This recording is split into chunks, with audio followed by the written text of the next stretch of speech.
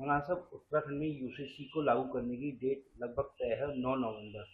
और उन्होंने उसमें एक अपना शर्त रखी है कि जो भी लिव इन रिलेशनशिप में रह रहे हैं उनको अपना पंजीकरण करवाना अनिवार्य होगा। तो क्या कहेंगे, ये कहीं बढ़ावा तो नहीं दिया जा रहा एक दूसरी कल्चर को? देखिए, उत्तराखंड का यूसीसी कानून वो बन चुका है, विधानसभा से पास हो चुका है और उत्तराखंड के मुख्यमंत्री पुष्कर सिंह धामी बजिद हैं उसको लागू करने पर।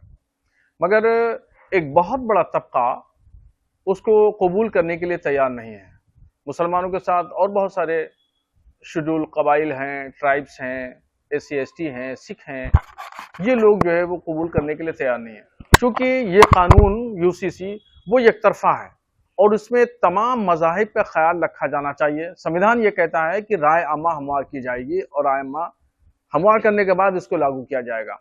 मगर जो कमेटी यूसीसी की बनाई गई उसने मुसलमानों से, कबाइल, शेड्यूल ट्राइब्स, एससी एसटी, सिखों, जैनियों, बुद्धिस्टों से ये राय आमा नहीं ली गई। इस वजह से वो एक तरफा यूसीसी है और इसको लोग मानने के लिए तैयार नहीं है। और इसमें अगर तमाम मज़ाहिब पे ख्याल रखा जाता तो हो सकता था कि सब लोग इसको कबूल करते और तस्लीम करते।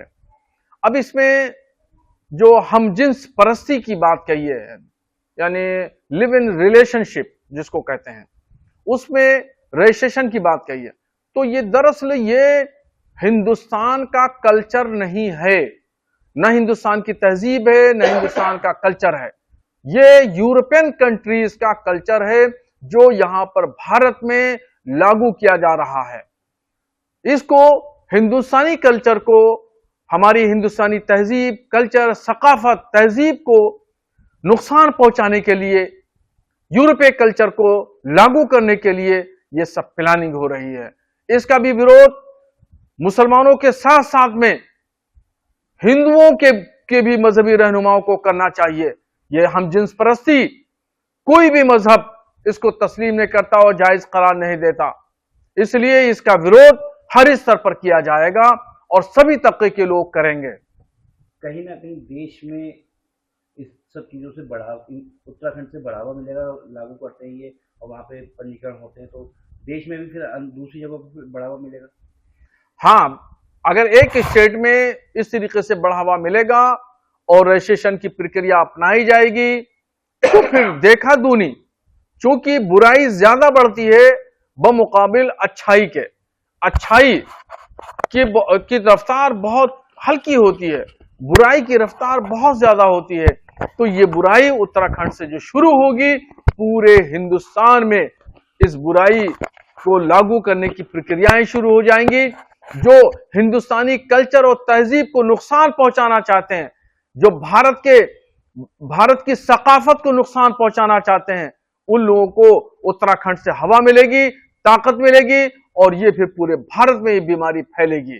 तो इसलिए मेरा मुतालबा है गवर्नमेंट से और खास तौर पर प्रधानमंत्री नरेंद्र मोदी जी से कि हम जिन्स परस्ती को और यूसीसी की एक तरफा फार्मूले को खत्म किया जाए। मतलब एक सवाल ये है कि भारत सरकार ने वक्फ बोर्ड संशोधन बिल की बात की है, क्या कहेंगे? वक्फ बोर्ड की बात कर रहे हैं, लेकिन कहीं भी अभी तक जो बाबरी मस्जिद शहीद हुई थी उसके बाद उसके एवज में एक जमीन मिली है, बाबरी दोबारा जो मस्जिद बननी है उसका जिक्र कहीं नहीं कर रहा है, ना सरकार कर रही है और ना ही जो जिम्मेदार है वक्फ बोर्ड के वो कर रहे हैं। तो क्या कहेंगे?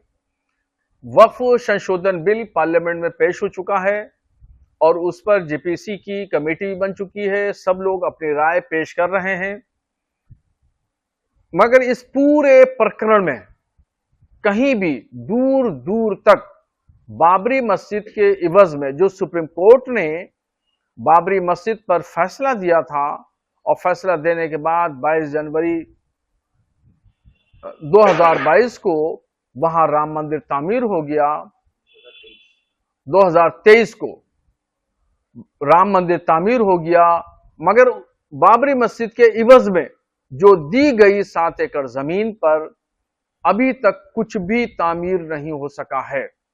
और यह जिम्मेदारी गवर्नमेंट ने सुन्नी सेंट्रल वक्फ बोर्ड लखनऊ को दी थी और लखनऊ ने उस पर एक कमेटी बनाई और कमेटी बनाने के बाद ऐलान किया कि यहां पर मोहम्मद बिन अब्दुल्ला नाम से मस्जिद तामीर की जाएगी। उसका नक्शा भी सोशल मीडिया पे जारी किया गया, मगर 2023 से लेकर के अब तक इतना लंबा अरसा गुजर जाने के बाद भी मस्जिद की तामीर किया कहीं न कहीं भी कोई चर्चा नहीं है, कहीं जिक्र नहीं है, और न ही वक्फ संशोधन बिल का समर्थन करने वालों ने इसको उजागर किया और न ही विरोध करने वाले लोग भी इस पर कोई चर्चा कर रहे हैं और न ही गवर्नमेंट ध्यान दे रही है। जब राम मंदिर बन चुका तो उसी के साथ साथ में मस्जिद भी बनना चाहिए और मस्जिद की तामीर भी साथ साथ में होना चाहिए, और वो भी आलीशान अंदाज में होना चाहिए। 7 एकड़ जमीन अगर कम पड़ती है तो उसको और जगहों को एक्वायर करके या खरीद करके वहां आलीशान मस्जिद बनाई जा सकती है, मगर उस पर किसी ने कोई ध्यान नहीं दिया। यह निहायत ही अफसोसनाक अमल है और इसमें मुजरिम है सुन्नी सेंट्रल वक्फ बोर्ड के लोग, और इसमें मुजरिम है हुकूमत भी कि हुकूमत ने भी फैसला सुप्रीम कोर्ट का होने के बाद मस्जिद की तरफ ध्यान नहीं दिया और एकदम बिल्कुल बाबरी मस्जिद की तामीर नो लोग भूल गए। सुन्नी वक्फ बोर्ड भी भूल गया, बनाई गई कमेटी भी भूल गई और हुकूमत भी भूल गई और मुस्लिम कायदीन भी भूल गए। तो इसलिए सब लोग मुजरिम हैं, खुदा के यहां सबको जवाब देना होगा। क्या कहेंगे कि इसमें सुन्नी जो वक्फ बोर्ड है उसकी सबसे ज्यादा अहम भूमिका है, कहीं भी जिक्र ना करना और कहीं भी इस बात को ना उठाना कि इसको भी अब बनवाना चाहिए। सुन्नी सेंट्रल वक्फ बोर्ड हुकूमत का आलाकार है और हुकूमत के और फिरका परस्त ताकतों के इशारे पर सुन्नी सेंट्रल वक्फ बोर्ड के चेयरमैन, उसके मेंबरान और संबंधित अधिकारीगण काम कर रहे हैं और जानबूझ करके मस्जिद की तामीर को रोका गया है। मस्जिद की चर्चा, मस्जिद का खाका, मस्जिद पर अमल दरामद, संगे बुनियाद, इन तमाम सरगर्मियों को जानबूझ के रोका जा रहा है। इसमें सुन्नी सेंट्रल वक्फ बोर्ड से मुतालिक जितने भी अफराद हैं सब लोग मुलविस हैं और सब लोग जो है वो गुनहगार हैं और सब लोग मुजरिम हैं। अगर आप ये वीडियो YouTube पर देख रहे हैं तो हमारे चैनल को सब्सक्राइब करें और बेल आइकन को दबाना ना भूलें। अगर आप Facebook पर ये वीडियो देख रहे हैं तो हमारे पेज को लाइक करें।